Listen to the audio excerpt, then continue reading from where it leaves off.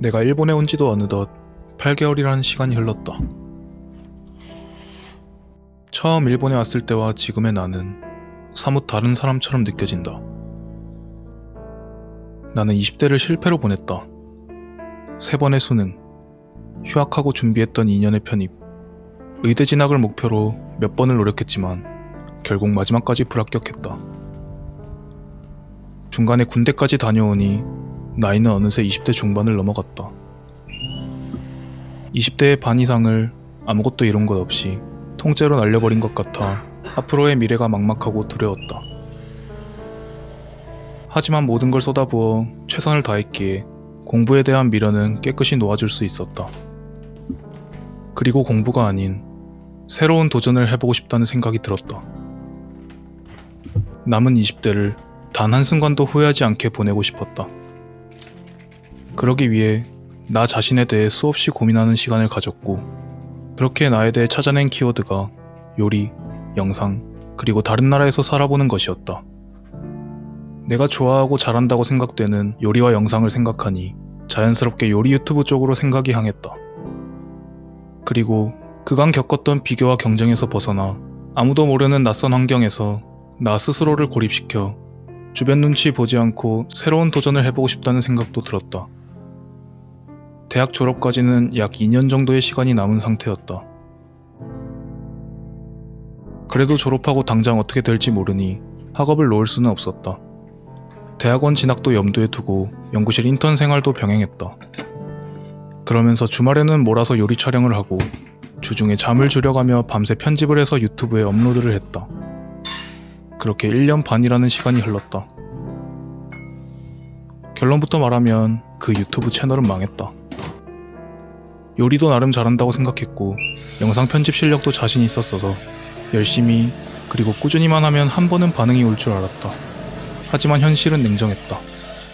그리고 연구실 인턴 생활을 하면서도 느낀 게 있었다.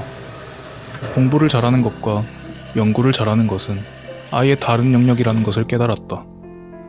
결국 내가 연구에는 큰 뜻이 없음을 느끼고 대학원 진학도 접게 되었다.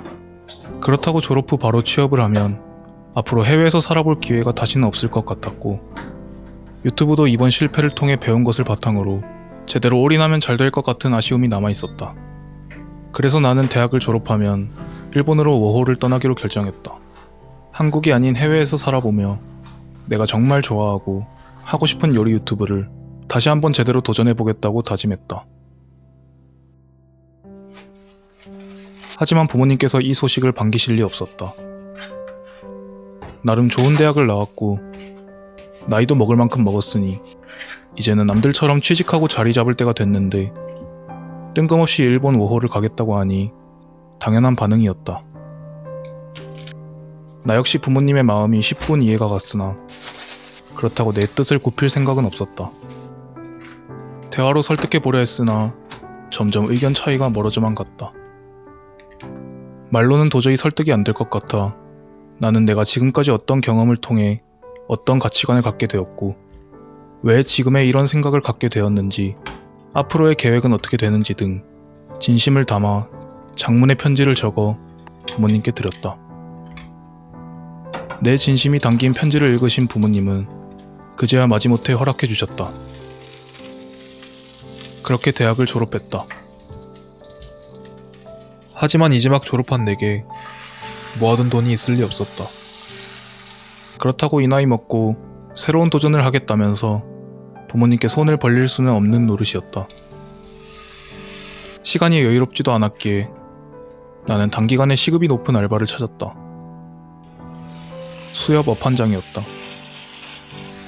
아침에는 새벽 경매가 끝난 생선들을 트럭에 싣는 상차 일을 했고 오후에는 다음날 사용할 얼음을 스티로폼 박스에 퍼담은 뒤 그 얼음 박스들을 나르는 일을 했다.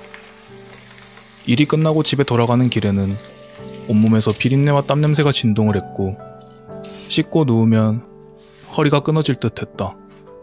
하지만 그것들은 다 견딜만 했다. 전혀 힘들지 않았다. 진짜 나를 힘들게 했던 건 따로 있었다.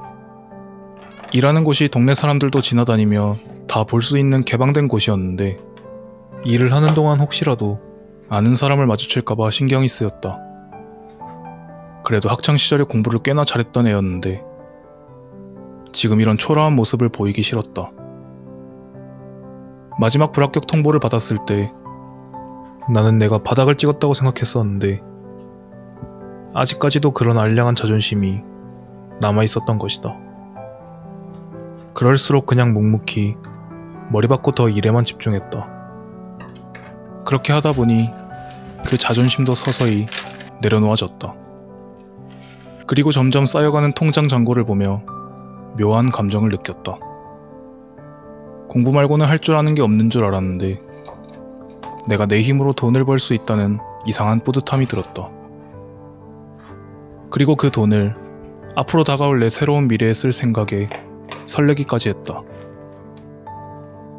그렇게 나는 돈을 모아 마침내 일본에 왔다.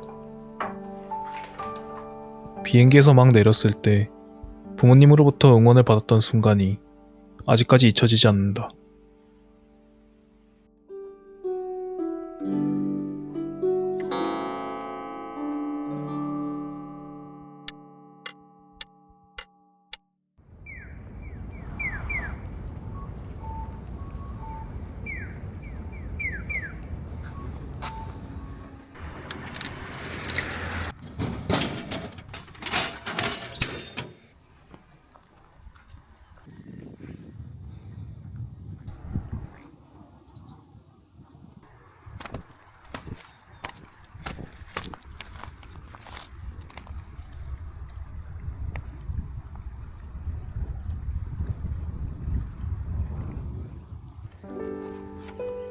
부푼 설렘을 안고 온 일본이었지만 점점 현실적인 불안감이 밀려왔다.